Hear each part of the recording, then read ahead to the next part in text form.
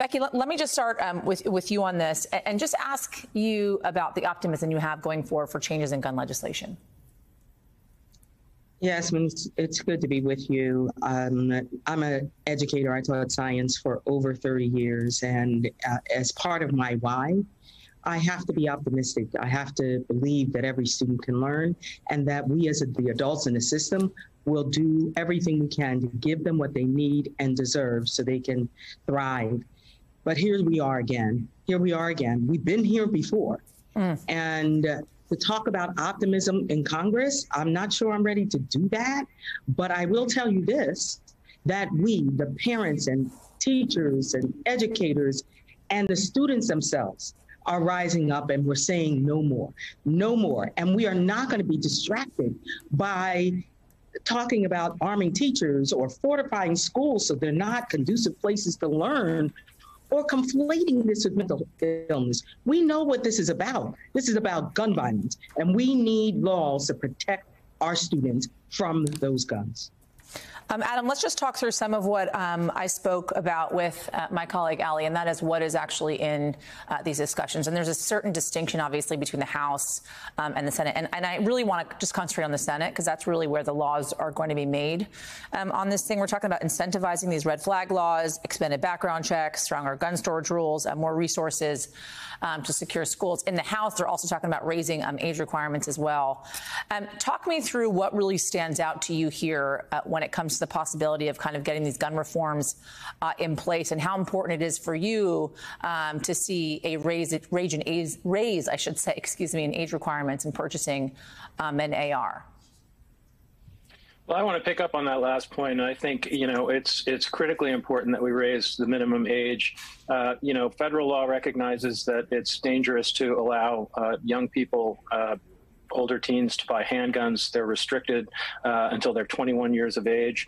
And it makes no sense to me that we say teenagers are too young to buy a six-pack of beer. They're too young to buy a pack of cigarettes, but we're going to let them buy a weapon that was developed for use on the battlefield in Vietnam. That just doesn't make any sense in the world.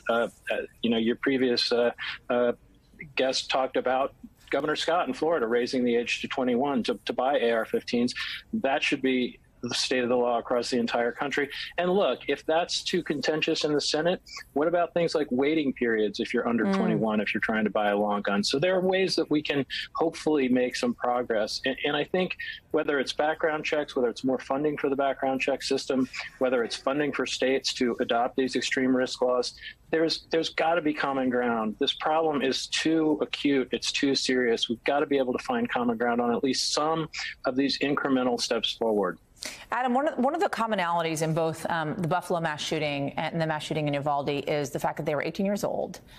And there were clues when they were minors. And those things were obviously not flagged when they walked into a gun store and purchased their firearms legally. Is there any discussion surrounding how you would flag an infraction made by a minor so that when they walk into a gun store at 18 years of age, that would come to light?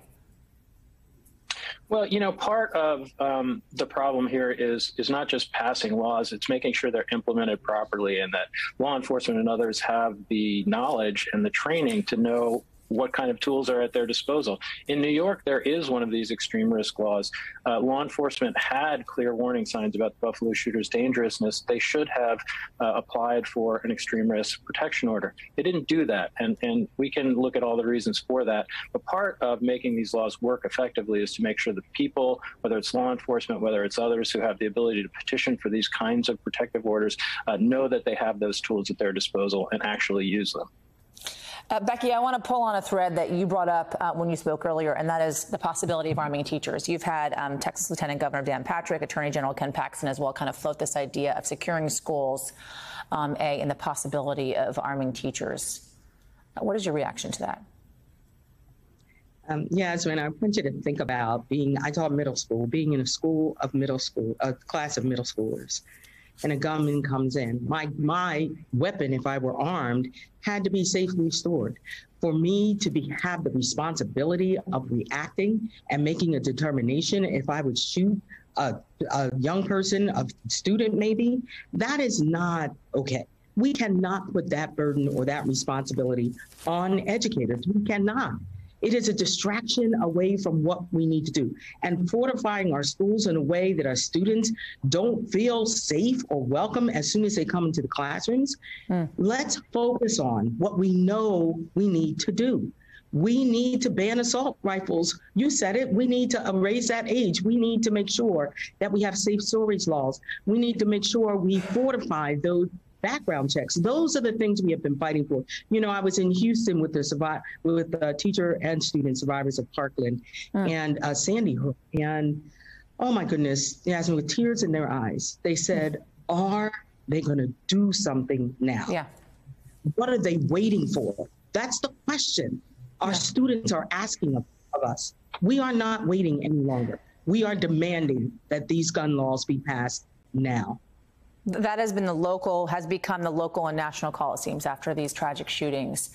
Do something, as I heard in Uvalde when the president was visiting there, do something, and the president mouthing to the crowd in Uvalde.